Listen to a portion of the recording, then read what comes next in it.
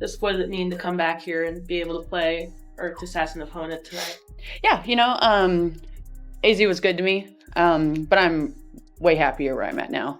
It was good to see people. It was fun to play in front of some fans. But for me, I'm way happier in Indiana. Sabally, top shot, wasn't square, and here comes Indiana. Cunningham, another three. Oh my goodness, Sophie Cunningham! DeWanna Bonner didn't just beat her former team, the Indiana Fever. She tried to humiliate them in a brutal 35-point blowout. But while she was celebrating, her dirty little secret was about to be exposed to the entire world. Fever star Sophie Cunningham just went on her podcast and revealed the shocking truth behind Bonner's departure. She didn't just quit on the team. She vanished without a single word, ghosting every one of her teammates. This is the story of how one disastrous game exposed a secret betrayal and forged a team's soul. That had to have been one of, if not the most embarrassing loss of the season for the Indiana Fever so far. We lost to the Atlanta Dream earlier in the season, 77-58. We lost to the Valkyrie earlier in the season, 80-61. And tonight, against the Phoenix Mercury, we lose 95-60. Can you see that? DeWanna Bonner hit her first three-point shot in about 6 months and runs down the floor after losing her starting spot to Lexi Hull. Runs down the floor and calls Lexi Hull a bomb to her face. DeWanna Bonner is out here calling Lexi Hull a bomb to her face. The scoreboard told a brutal, humiliating story, 95-60. From the opening tip, the Indiana Fever looked completely lost. Passes were thrown to no one, shots clanked helplessly off the rim, and the Connecticut Sun pounced on every mistake. The Fever committed a staggering 22 turnovers, which the Sun happily converted into 42 points. They were giving away more points than they could score, an offensive implosion happening in slow motion. It felt less like a professional game and more like a public execution. This wasn't just a bad night, it was a total system failure. Does this team practice? What I saw tonight looked like what I saw a month ago. Looked what I saw 3 weeks ago. Absolutely no offensive game plan. I thought this motion offense is when it's nobody's night in and night out. Everybody's allowed to have a night.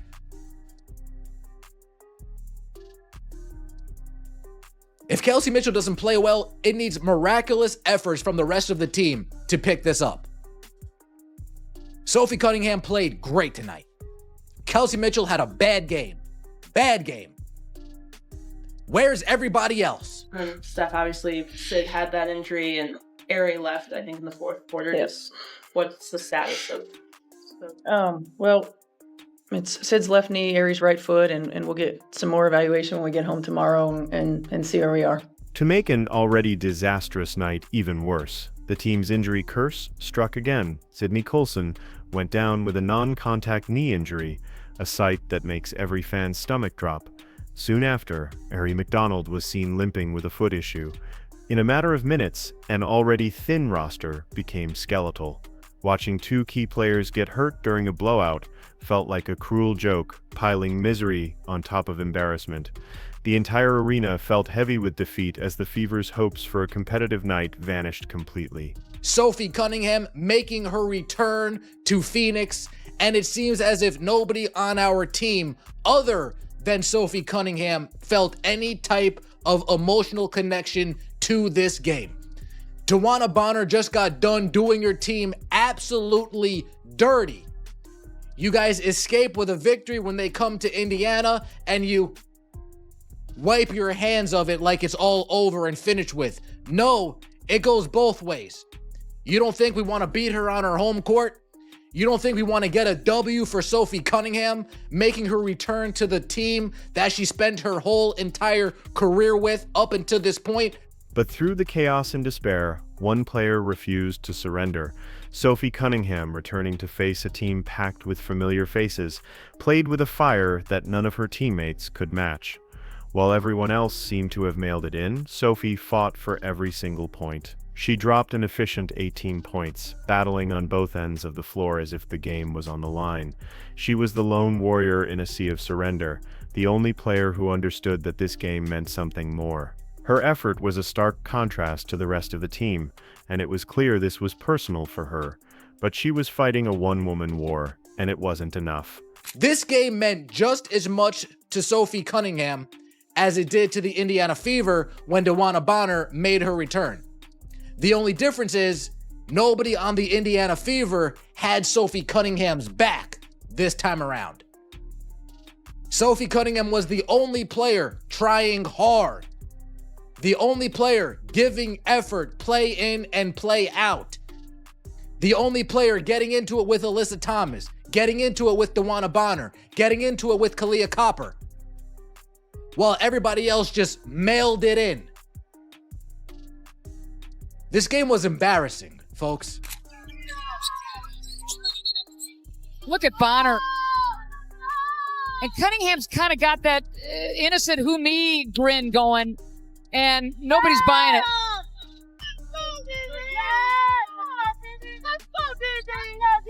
Wow, what a steal by Bonner, stepping right into it. And Sophie knows that doesn't want to create anything more. A little holding on. You think this is becoming a rivalry? Oh, they're letting her have it now. They gave Cunningham a big ovation before. On the other side of the court was the source of all the tension, DeWanna Bonner. For her, this wasn't just a game, it was a revenge tour. She scored 23 points, but it was how she played that revealed her true intentions. After losing her starting spot, she played with a vicious edge, getting into multiple confrontations with her former teammates. She stared down Lexi Hull after draining shots and got chippy with Sophie Cunningham every chance she got. This wasn't professional competition, it was a performance designed to humiliate the team she had abandoned. Every made basket was punctuated with a glare. Every defensive stop an opportunity for more trash talk. Bonner was playing to prove a point, and she didn't care who she hurt in the process. You know, it was, yeah, I don't know, emotions are kind of high. Honestly, it's just been a journey to get back to just being happy playing basketball again. Yeah, I'm just, the joy, trying to find that. For a minute, basketball was kind of like off the radar for me a little bit. I didn't know if I loved it anymore. Like, we had a long conversation with Alyssa. So just to feel that again, feel that energy, feel this from that building was just amazing. And I feel like it was a game that I needed to, remind me, like, I love this. The difference in character became painfully obvious in the post-game press conferences. Bonner was practically glowing, talking about finding her joy again and how emotionally fulfilling it was to beat her old team. Her coach praised her fire, framing the game as a personal conquest. The Suns' locker room was celebrating a victory that felt more like personal vengeance than a professional win. Meanwhile, the Fever's press conference was somber. They weren't making excuses. They were talking about their injured teammates, about staying together, and about bouncing back from adversity.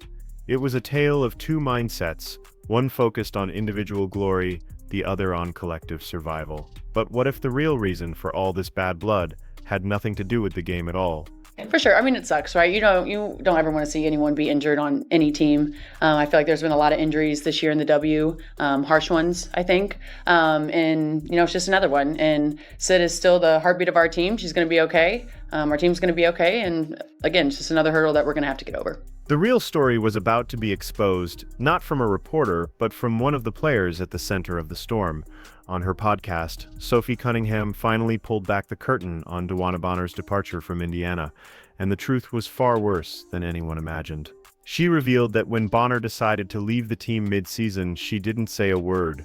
No team meeting, no phone call, not even a simple text message to the women she had battled alongside. She just vanished. One day, she was their teammate, a veteran leader, and the next, she was gone without a trace. Did you see that when DB came back and played for us, that they got mad that our fan base was booing her? I don't believe in booing former players unless they left on like some F you type shit. Rimming out. Cunningham picks up the board. Here she comes. Sophie steps into the three. Woo-hoo-hoo-hoo.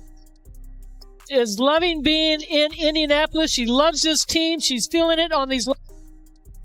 Cunningham hesitates. Ball on the deck. Sweet dish inside for Timpson. Think about the magnitude of that for a moment. In the tight-knit world of a professional sports team, where players build bonds through grueling practices and long road trips, disappearing without a word is the ultimate sign of disrespect. Sophie explained that it wasn't about the decision to leave. Players move on all the time. It was about the complete lack of professional courtesy. As she put it, a simple text saying, "Hey, sorry this didn't work out. Good luck," would have been enough. Instead, the team got radio silence. It was a silent betrayal that left a scar, a profound disrespect to the relationships she had supposedly built. This wasn't a strategic move. It was a character flaw. I like DB because like DB was one of my vets when I was in Phoenix, and then we gathered here into Indiana, and like it was kind of a surprise that she was signed to Indiana anyway, and so we'll take her in a heartbeat. Like she's a Hall of Famer, she's a hell of a basketball player, can score from anywhere on the court. And while Bonner's actions revealed a lack of character, the Fever's response showed exactly what they were made of. It wasn't just Sophie Cunningham fighting back. Young players like Lexi Hull stood firm, refusing to be intimidated when Bonner tried to stare her down. Hull matched her energy, sending a clear message that this team would not be a doormat for anyone, regardless of their veteran status. In that moment of defiance, a new identity was being forged. This team wasn't defined by the player who quit on them. They were defined by the ones who stayed and fought together. Their resilience in the face of public humiliation proved they possessed the one thing Bonner lacked: backbone. But she got to Indiana and she just like really wasn't happy. And like I want people to be happy. So that's why I'm kind of like neutral on this one, which a lot of people are surprised about. She's towards the end of her career, so like she deserves her flowers. She deserves to be happy. But I also think that if you're going to leave, like you're going to have to expect getting bit. Like, was there explanation when it happened? No. Not even privately. Yeah, I mean, okay. That's tough. And yeah, okay. Well, I did say what? Unless you leave on some fuck you type shit, and that's what that is, so. Yeah. Once Sophie's podcast dropped, the court of public opinion delivered its verdict, and it was swift. Fans who were initially just disappointed by the loss were now furious on the team's behalf. The narrative completely shifted. Bonner was no longer a former player getting a win. She was an antagonist whose every celebratory move now looked petty and vindictive. The Fever fanbase rallied around Sophie, Lexi, and the rest of the team, embracing their fight and loyalty. They saw a team that, even when beaten on the scoreboard, stood for something more. This wasn't just about one game anymore. It was about protecting a team that represented their city with heart, even when it hurt. Like, I'm still rooting for her. Like, I want her to end her career and be happy. But I also think that, like, it's okay to be professional about it. And, like, send a text to your teammates. Send a text and be like, hey, like, love you guys. Or you don't even have to say love you guys. Just like, hey, sorry this didn't work out. Good luck. Da-da-da-da. You know what I mean? Like, there's a way to handle that, I think. This incident sent shockwaves far beyond Indianapolis. It became a public lesson in what team culture truly means.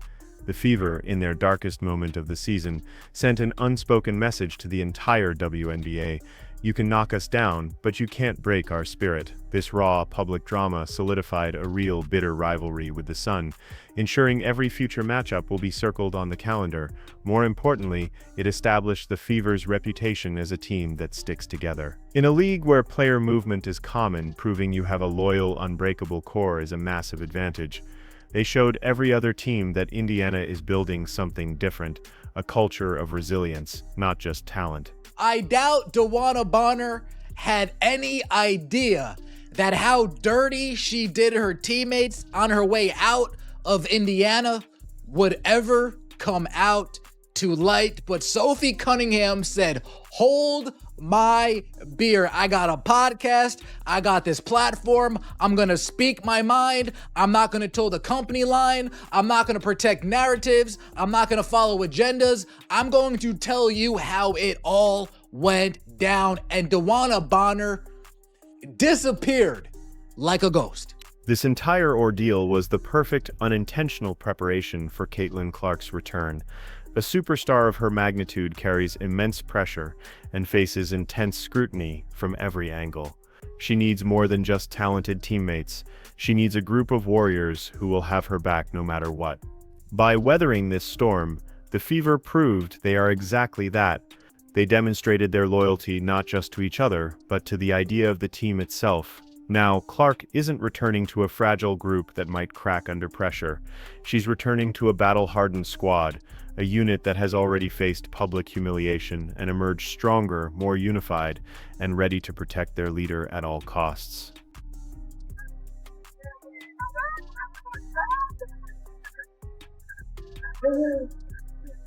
With this revelation, the entire narrative of the game flips on its head. Dewana Bonner's on-court revenge tour no longer looks like a triumphant return. It looks like the petty actions of someone who couldn't even face her teammates to say goodbye. Her chippy behavior and celebratory glares were a weak attempt to justify an unprofessional and cowardly exit. In stark contrast, the Fever's response to the blowout loss, their unity, their concern for their injured players, and Lexi Hull's refusal to back down from Bonner's intimidation now looks incredibly noble. They were a team showing loyalty and heart, even in the face of humiliation. This humiliating loss might have been the best thing to happen to the Indiana Fever. Phoenix doing a nice job on the boards. We talked about that, leading by 10. Wow. 7-17.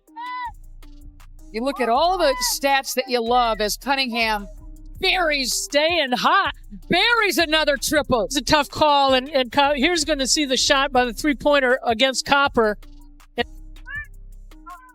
Sably, top shot. Wasn't square, and here comes Indiana. Cunningham, another three. Oh my goodness, Sophie Cunningham! It drew a clear line in the sand between the players who are committed to building something special and the players who will cut and run when things get tough. The drama exposed the real character of everyone involved. While Bonner celebrated a hollow victory over an undermanned and injured squad, the Fever's true core was forged in the fire of that adversity. With Caitlin Clark's return on the horizon, this team is now battle-tested, unified by a shared struggle. They've learned that sometimes the biggest addition to a team is a subtraction, and they are better off without a player who didn't understand what it truly means to be part of one.